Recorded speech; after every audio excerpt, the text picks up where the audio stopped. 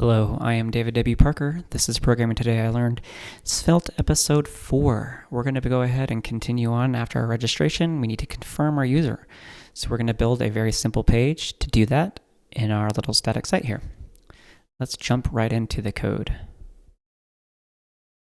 So the only file we've really changed here is source routes users sign in. So you can look at that here. We have that sign in page. So it's a brand new route. So let's go ahead and take a look at what we got. So we're going to go ahead and import our API again. We're going to have this preload function, which I mentioned in the initial episode. And we're going to go ahead and just set this up. Within this, it takes in a session and page. We're going to check the query parameter within the page for confirmation token. We're going to take that and build a new URL that's going to go ahead and hit our API again. This is the Rails API with a GET request. And it's going to have the confirmation token from that query page. If it's confirmed and it's a 200 response, we're going to say it's confirmed as true, and we're going to return that message.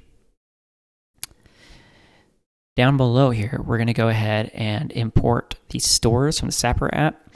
Now, in general, I don't want to be using too many Sapper things because we're going to be going to SvelteKit in the future, but stores is the way we access the page right now, which is, again, how we can access that confirmation token. So we're going to go ahead and then we're going to be supplied with this confirmed right here, as well as a message. So then we're going to go ahead and grab that page. We have a success message here, as well as errors. And we're just going to basically be double checking the errors that has been provided. And we can say, hey, you've been confirmed. And then otherwise, we're going to have an error right here and go ahead and supply what that is from the email, or token is invalid. Then we're just going to have a very simple if statement for success and display it, or errors and display the first one only within that array. So very, very simple for right now.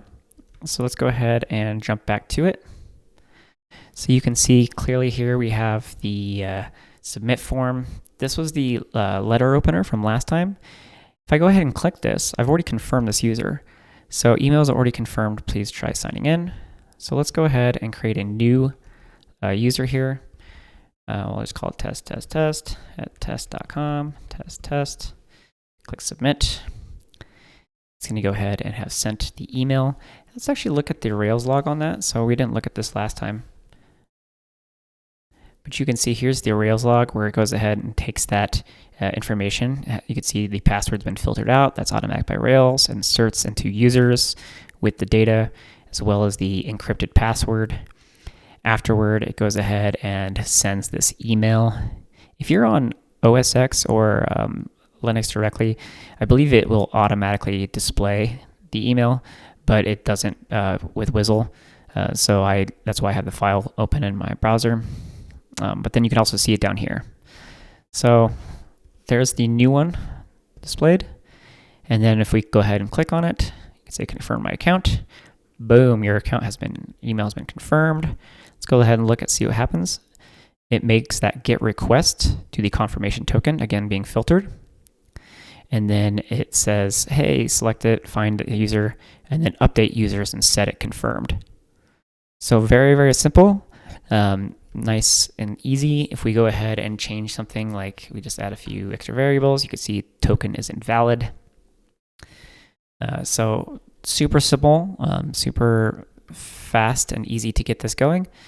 And we are going to continue to build on this, where we will actually put the sign-in form on the sign-in. Because the idea is that the user clicks that, they're confirmed, they're on the sign-in page, and they can go ahead and sign in right away.